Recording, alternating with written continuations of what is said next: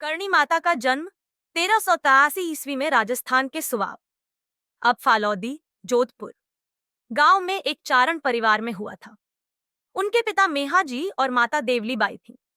उनका असली नाम रिद्धिबाई था।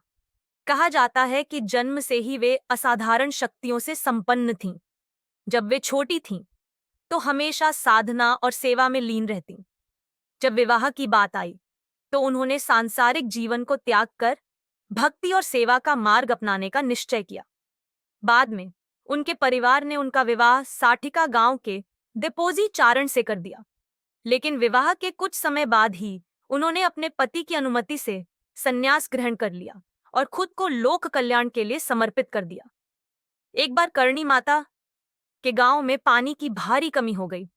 गांव के लोग परेशान थे क्योंकि कुएं सूख चुके थे। माता ने अपनी दिव्य शक्ति से एक सूखे कुएं में जल प्रकट कर दिया। कहा जाता है कि यह जल दूध के समान सफेद था और इससे गांव के लोगों की प्यास बुझी। करणी माता के सौतेले पुत्र लक्ष्मण की मृत्यु एक दिन कपिल सरोवर में डूबने से हो गई। परिवार बहुत दुखी हुआ और माता ने अपनी सिद्धियों से यमलोक तक पहुंचकर यमराज से उनके पुत्र को वापस जीवित करने की प्रार्थना की।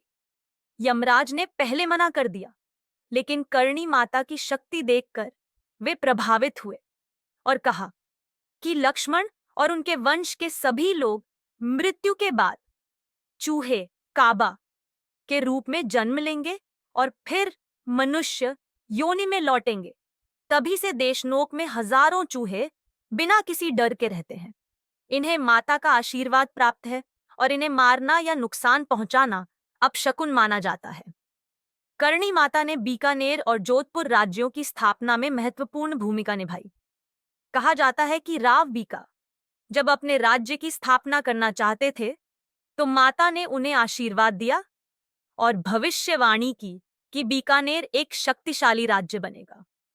उनकी भविष्यवाणी सच साबित हुई और बीकानेर एक समृद्ध राज्य के रूप में उभरा। जब मुगल सम्राट अकबर ने राजस्थान पर आक्रमण किया, तो करणी माता की कृपा से राजपूतों ने मुगलों को कई बार पराजित किया। कहा जाता है कि जब अकबर ने उनके मंदिर को नष्ट करने की कोशिश की, तो अचानक मंदिर के चारों ओर हजारों चूहे आ गए और मुगलों की सेना को भगाने लगे। इस घटना के बाद अकबर ने करणी माता की शक्ति को स्वीकार किया और उनके मंदिर को कोई नुकसान नहीं पहुंचाया। करणी माता ने लगभग 150 वर्षों तक इस धरती पर सेवा की।